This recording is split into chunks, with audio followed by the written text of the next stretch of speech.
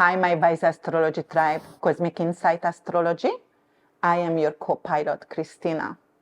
Welcome back to my channel. Today I'm going to analyze the 2023 September astrology forecast. Right now I'm going to talk a little bit about the mundane transit in general first. So we're going to have a new moon, and the new moon going to happen 14th of September, and it's going to happen in Virgo. And then the full moon going to happen 29th of September in 6 degrees in Aries. The full moon going to actually be in opposition with Pallas Athene and going to square with Vesta, and the new moon going to trine Uranus. All right, we also have our two inner planets, Mercury and Venus, going to station direct this month. Venus going to station direct on the 3rd, and Mercury going to station direct on the 15th in Virgo in 8 degrees. The other thing was going to happen, Jupiter going to station retrograde on the 4th of September, and it's going to conjunct Moon. So the moon going to be actually in Taurus that day, and then it's going to trine Mercury retrograde. All right, also some asteroid also going to change sign. Pallas Athene going to change sign and gonna go to Libra on the 13th. Pallas Athene is the warrior queen, but she was really wise. So she is choosing her fights. And the 13th, Vesta also going to ingress Cancer. Vesta is your eternal flame. In Cancer, actually, it's going to give us and help us with nurturing. Like we will nurture our inner child, and the way we are. You know, it's very important also in financial astrology, because Vesta is the one what keeps us going and want to make us to invest, for example. And the 15th, Ceres going to move to Scorpio, and the Sun also going to change sign and gonna go to Libra on the 23rd. Come on, Cosmo. So here is Cosmo, my little Dutch hound, and he's gonna be part of your prediction right now. So let's see what's going to happen. Mercury and Jupiter on the 4th going to actually trine. Mercury is the ability, the way you are actually processing information. Mercury associated with thinking, communication, the way you express yourself, and it's associated with sales as well. It rules two signs. It rules Gemini in the 3rd house, and it also rules Virgo. At this moment, it is in retrograde on the 4th, and it is trining with Jupiter, the planet of blessing in Taurus. So actually, it will indicate some kind of positive change with traveling, short distance traveling.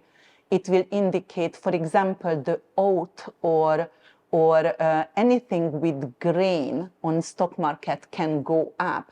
It is also indicating some kind of change with internet and the way we are using internet and the way we are communicating. It's a blessing. You are capable to for example, express yourself on a really not positive way, because Jupiter is the planet of positivity over here. So what else is happening? So let's see let's go to the new moon this month, and it's going to happen in Virgo, 21 degrees. That's the 2nd decan. So the 2nd decan, it's a Capricornian decan, and it's going to actually influenced by Saturn. Saturn is endurance. Saturn is actually have to do something with your hard work ethic. But Saturn also represents fears and delays and decays and censorship.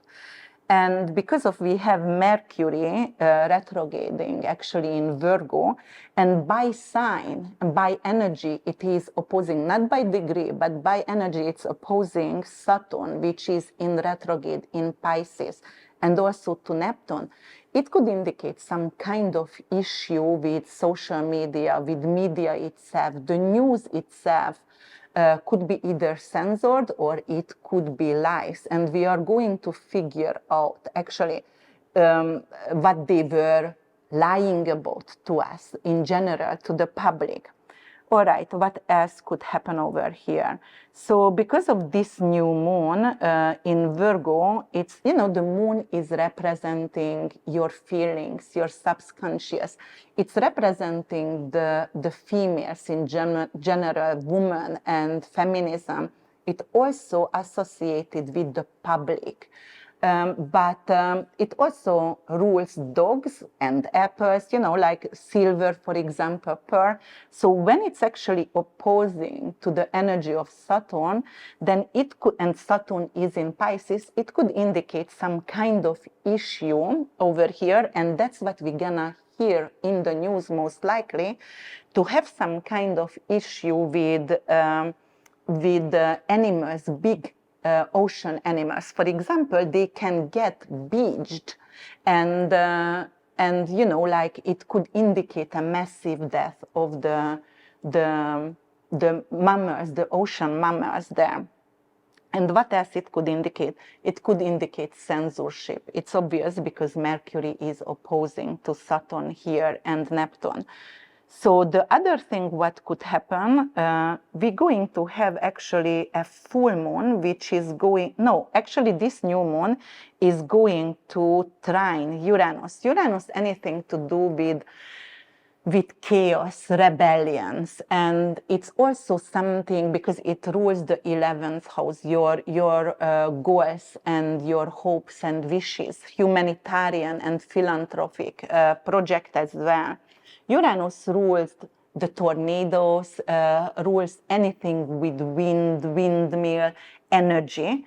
So when this is going to trine, it is a really, really favorable, granted, positive aspect over here. And because Uranus is in Taurus, in this case, it could be something like we're going to have a news about and like how can we stop tornadoes, or how can we use windmills in our daily lives, or you know, like it's going to be more popular.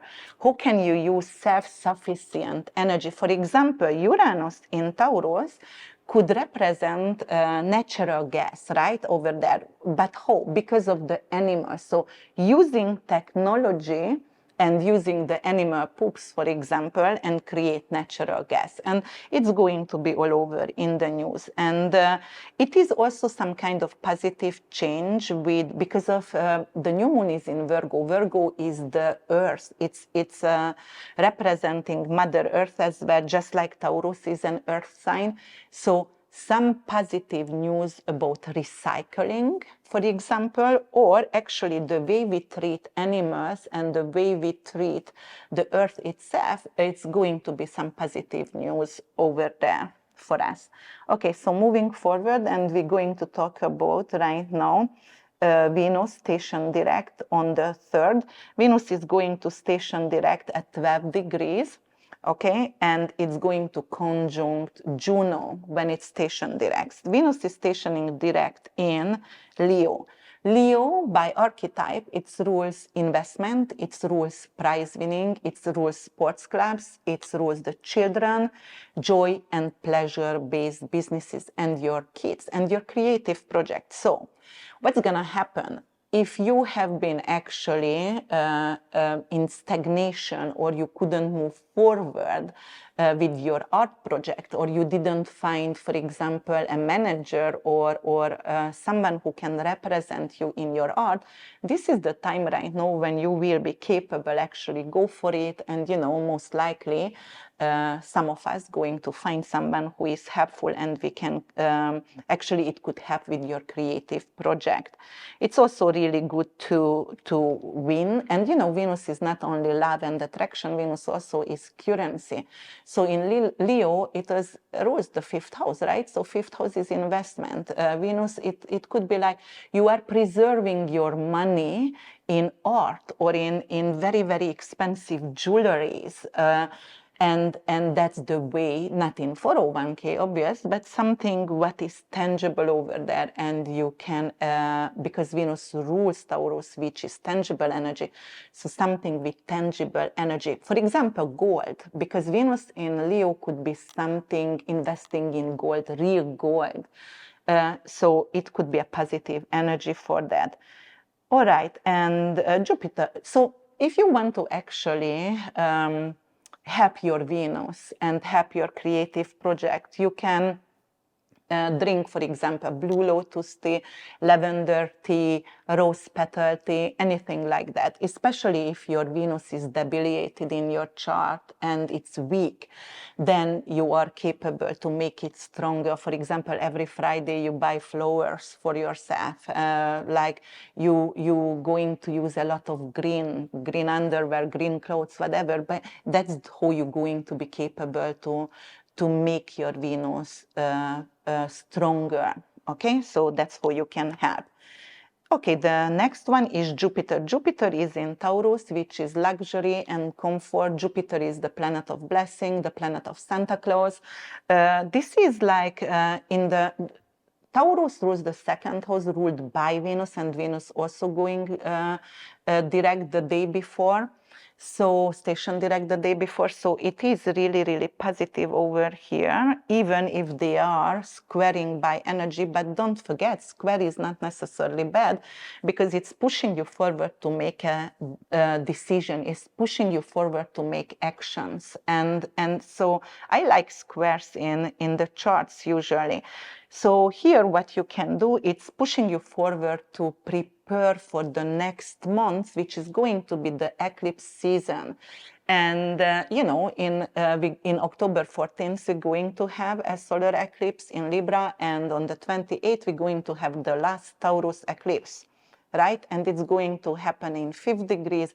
So we are ending that 18-year cycle with Taurus Scorpio axis. But Jupiter here, it's already gonna go in retrograde. So it's going to be influenced by this eclipse, most likely. And over here, it's bringing back opportunities for us, opportunities with Taurian energy. So Jupiter also very good with investment. In daytime, it's rules Sagittarius, nighttime, it's rules Pisces. And you know, like in Sagittarius, it's more positive, obviously, and in Pisces, it's more spiritual. Jupiterian stone is lapis lazuli, and if you want to make your Jupiter stronger because you are ruled by Jupiter, perhaps you have a Sag rising or Pisces rising or Sag sun or a Sagittarius sun or Pisces sun, you are ruled by that, and then it's representing it can get weakened, so you want to make it more positive and more strong. So you can have milk thistle, dandelion, you can bear lapis lazuli, and you're going to actually balance that kind of energy that is weakened, Jupiter. But on the other hand, Jupiter is bringing back opportunities with salaries. So for example, a lot of people could go back to work and get rehired. Whoever lost their job during COVID, it could be like the next 4 months, while Jupiter gonna go back retrograde, people going to get back their job, or they're going to get rehired, because second house is your salary. So it could be influence that one. Okay, and then we wanted to talk about Mercury retrograde. Mercury going to go direct in Virgo. So it's exalted in Virgo. When it's gonna go direct, it's going to indicate some kind of positive news in healthcare, because 6th house rules healthcare, and 6th house also rules our daily routine. So it's going to be more settled in general. And also it rules works. Just what I said about Jupiter at this moment, like 2 seconds ago, Mercury going direct in Virgo, it's also representing a lot of people going to get back their job.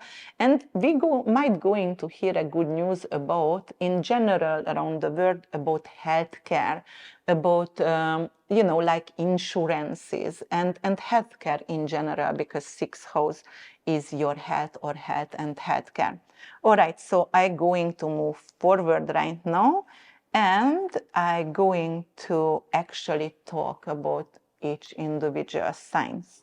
All right, if you have an Aquarius rising sun and moon, this is your September astrology forecast.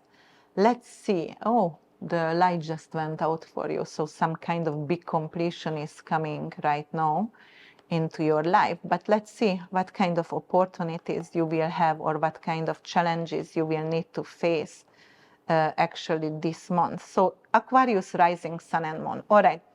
So what are we going to have? You have Jupiter retrograde on the in your fourth house. If you wanted to buy a house, but somehow the loan didn't went through, this is an opportunity that is coming back for you, and it could be something with the land also, or something with a farm if you would like to purchase.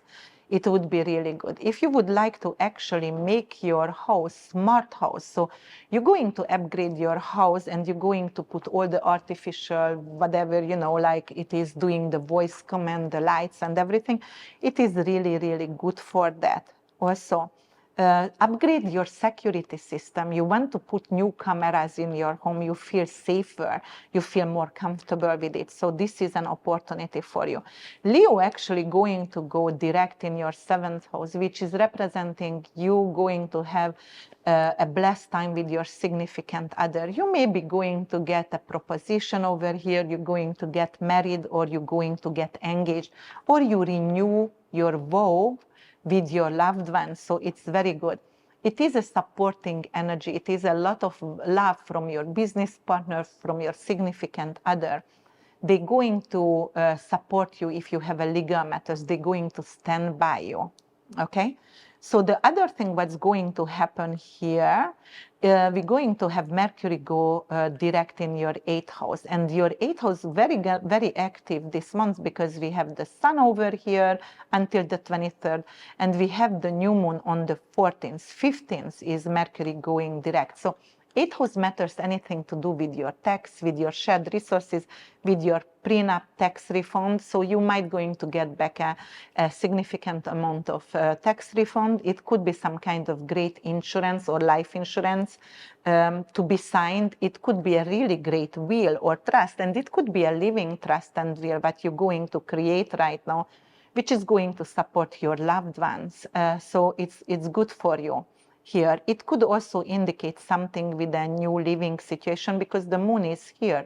So you might going to get a loan for the, you know, moon is your home, and 8th house is loan, and Jupiter anyway retrograding here, and this energy is actually trining with Jupiter retrograde and Uranus. So it's an unexpected event could come up, which is very, very beneficial. You might going to be able to buy, as I said, a farmland or your dream property right now. So that is positive. I love this energy for you.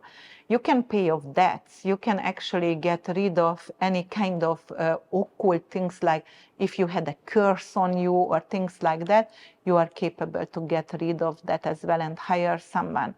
But definitely a good mortgage broker buying down your rates could be possible as well. Investing in stock, studying about stock market, get familiar with, so later on you will be capable to invest in, as I said. 23rd, Mars going to be joined by the Sun in your 9th house. 9th house, anything to do with your publishing, anything to do with your faith, with your higher study as well. Older sibling, long distance traveling. You might going to go for faraway country and travel a lot, but it's going to be an impulsive decision because Mars is here, so it's not necessarily think through kind of situation. On the other hand, you will have to be careful not to get an accident during traveling.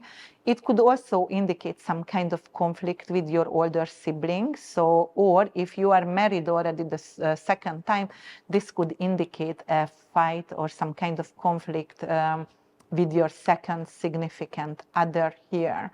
All right, if you have a publishing company, it could mean like like you will be really, really busy, or if you want to publish something, it's gonna be fast. So maybe you write something in 2 weeks, why not? And then you publish immediately. It could also indicate some kind of anger toward to your faith, or toward to your teacher, who could be a professor. So you can express your anger, or you know, you don't believe anymore in your faith because you're losing someone. 8th house matters is inheritance. You lost someone, and maybe it's a parental figure, and then you are actually giving up your faith, or you stop believing it. And then we're going to have an Aries moon, and it's going to happen in your 3rd house. Something is coming to completion with writing, communication. You might going to lose a car, or you might going to just leave a car behind, sell a car. It could be also with your computer. So it could be like an end, like the computer dies. And, you know, especially Mercury was retrograde in your 8th house, which is death of some kind of communication devices, could mean as well. And it's still in shadow during this full moon, so it could indicate that, like you lose a computer, you lose your phone, situation like that. It could also indicate like you stop talking to your neighbor, or your neighbor is moving out, or you are moving out from the neighborhood. Other than that, it could complete a writing project or a skill-based studying. So you might finish to study something, and then you are ready to start your job. All right, guys, if you love my videos, please like, subscribe, and comment below.